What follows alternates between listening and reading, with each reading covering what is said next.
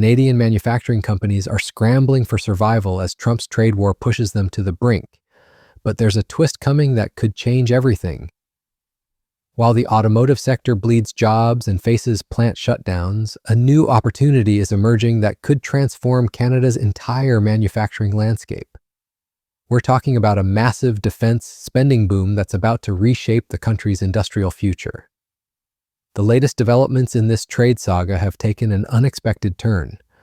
Following intense negotiations and a critical phone call between Prime Minister Carney and President Trump, Canada has made a significant strategic move, dropping counter tariffs on U.S. goods covered by CUSMA starting September 1st. This decision comes after weeks of stalled negotiations that had left Canadian manufacturers in limbo. The numbers tell a devastating story that keeps getting worse. After a phone call with U.S. President Donald Trump Thursday, the Prime Minister is now trying to sell Canadians on the idea that no new deal with the United States is the best trade deal in the world. We're matching what the United States has done, what the President has done. We have the best deal of any country with the United States right now.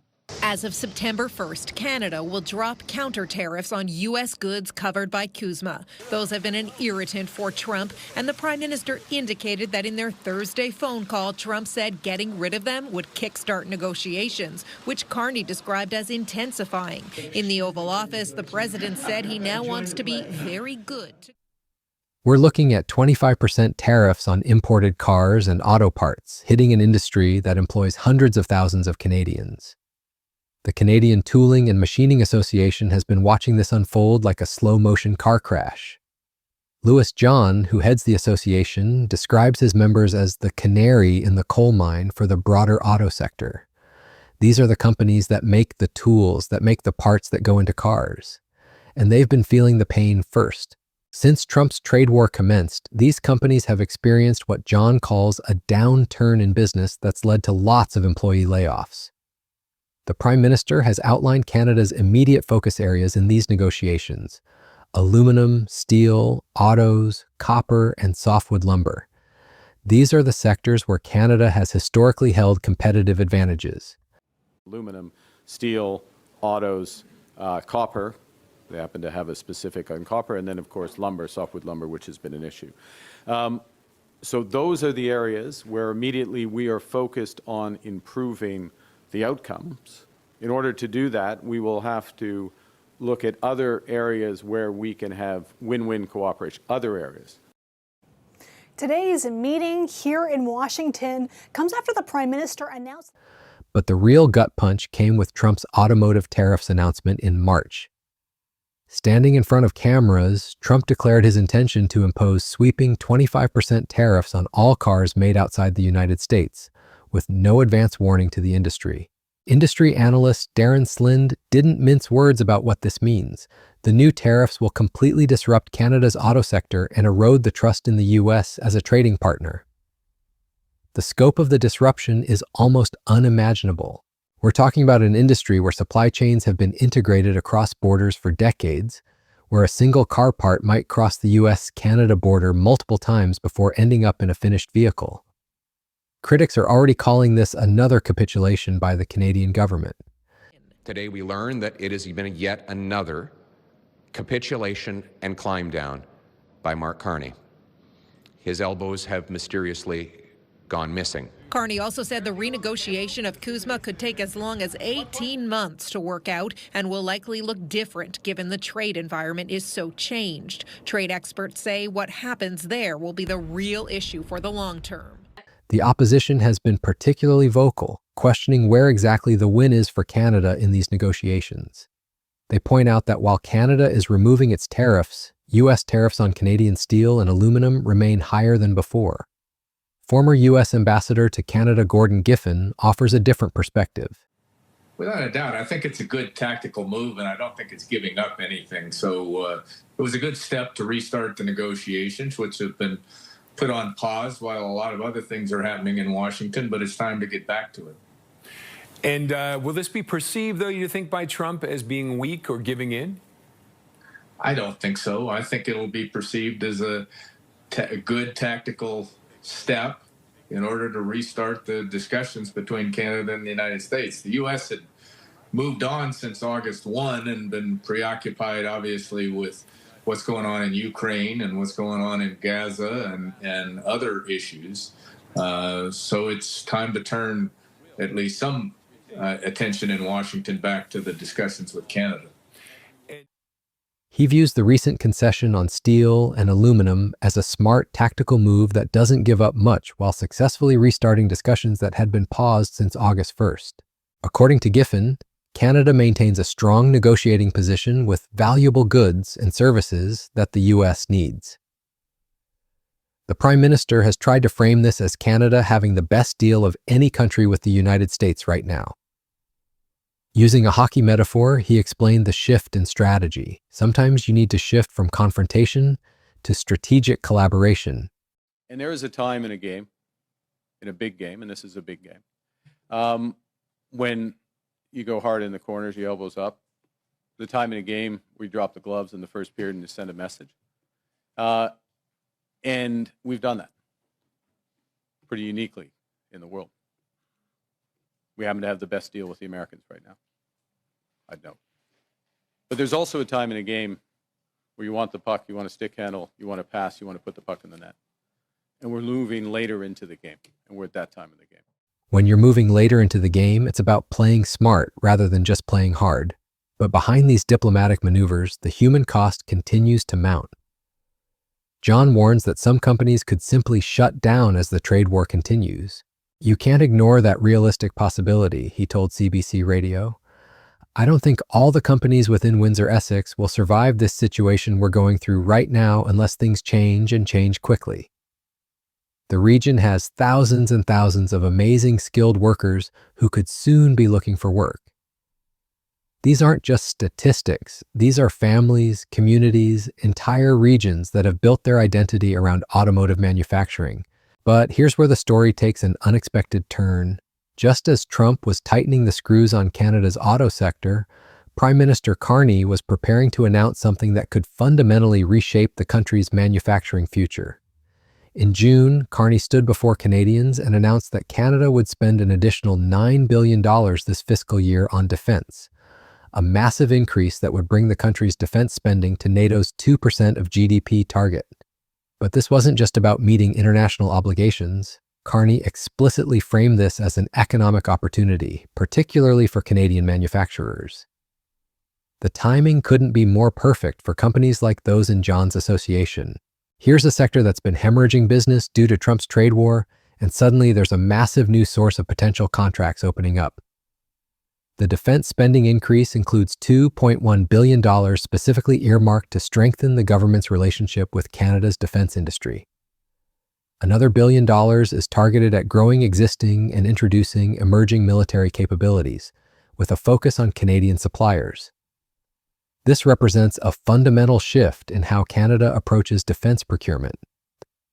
For decades, the country has relied heavily on American suppliers. Carney noted that 80% of defense purchases involve the U.S. But the new strategy explicitly calls for diversifying away from this over-reliance on American suppliers. The implications for Canadian manufacturers are enormous. We're talking about contracts for everything from ammunition production to drone technology, from naval systems to Arctic surveillance equipment. These are exactly the kinds of advanced manufacturing capabilities that companies like John's members possess. They have the expertise, the equipment, and the infrastructure. The challenge, as John points out, is that we just don't have the relationships, the contracts, the certifications to do that kind of work. This is where the controlled goods certification comes in, a regulatory hurdle that John describes as probably the #1 barrier to enter that space. Getting this certification is a long and arduous process that's both costly and time-consuming. But Carney's defense spending announcement isn't just about throwing money at the problem. It includes specific provisions to reduce obstacles that currently limit industry's ability to provide critical equipment and support to the Canadian Armed Forces. The government is essentially acknowledging that the procurement process needs to be streamlined if they're going to achieve their ambitious spending targets. The strategic logic behind this shift is fascinating. Trump's trade war has essentially forced Canada to confront its overdependence on the United States for both markets and defense equipment. What started as an economic attack could end up strengthening Canada's industrial base in ways that wouldn't have been politically possible before. Think about it. For years, Canadian governments have talked about diversifying the economy and building up domestic manufacturing capabilities. But there was never enough political will or economic necessity to make the hard choices required. Trump's tariffs have created that necessity, while Carney's defense spending provides the mechanism. The scale of the opportunity is staggering.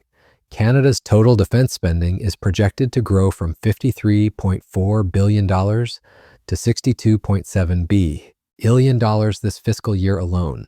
But that's just the beginning. Under NATO's new 5% of GDP target that Carney has committed to by 2035, we're looking at defense spending that could reach $150 billion annually. For context, that's more than doubling the existing defense budget. This represents the biggest increase in military spending since the Second World War. And unlike previous defense buildups that were focused on buying equipment from allies, this one is explicitly designed to build Canadian capabilities. The economic multiplier effects could be enormous. Defense spending has historically been one of the most effective forms of industrial policy, driving innovation and creating high-skilled jobs. The technologies developed for military applications often have civilian spin-offs that can boost competitiveness across the broader economy. But there are challenges that need to be addressed. The Canadian defense industrial base is currently small compared to what would be needed to absorb this level of spending. Many companies will need to scale up rapidly, which requires not just capital, but also skilled workers and supply chain relationships. There's also the question of timing. As John points out, the runway to get to that point where companies can actually get a contract is long. Meanwhile, companies are struggling to survive the immediate impact of Trump's trade war. The government will need to find ways to accelerate the procurement process while maintaining necessary security standards. The geopolitical context makes this even more urgent. Carney has described the current era as a hinge moment in Canada's history, with threats from Russia and China requiring new levels of defense preparedness. The war in Ukraine has demonstrated the importance of having robust domestic defense production capabilities. Countries that relied too heavily on imports found themselves vulnerable when supply chains were disrupted. For Canadian manufacturers, this represents both an opportunity and a test. Companies that can successfully navigate the transition from automotive to defense contracts could emerge stronger than ever. Those that can't make the shift may not survive. The stakes couldn't be higher. We're talking about the future of Canadian manufacturing, the livelihoods of hundreds of thousands of workers, and the country's ability to maintain its sovereignty in an increasingly dangerous world. Trump's trade war may have started this crisis, but Carney's response could end up transforming Canada's economy in ways that make it more resilient and self-sufficient than ever before. The irony is delicious. Trump's attempt to weaken Canada's manufacturing sector could end up strengthening it, just in a different direction. Instead of making parts for American cars, Canadian companies could end up making advanced defense systems that enhance the country's security and technological capabilities. The question now is whether Canadian manufacturers can seize this opportunity. Companies like those in John's association have the technical skills and manufacturing capabilities. What they need is the support to navigate the regulatory requirements and build the relationships necessary to compete for defense contracts. If Carney's government can deliver on its promises to streamline procurement and support Canadian suppliers, we could be looking at a fundamental transformation of the country's industrial landscape. The automotive sector's loss could become the defense sector's gain, creating a more diversified and resilient manufacturing base. This is more than just an economic story. It's a story about national resilience and strategic autonomy. In a world where economic and security considerations are increasingly intertwined, Canada's ability to produce its own defense equipment isn't just about military capability. It's about maintaining the freedom to chart its own course. Thanks for watching. If you want to see how other countries are responding to the changing global security environment, check out our other videos. And if you want to stay updated on how trade wars and defense spending are reshaping the global economy, be sure to subscribe for more in-depth analysis.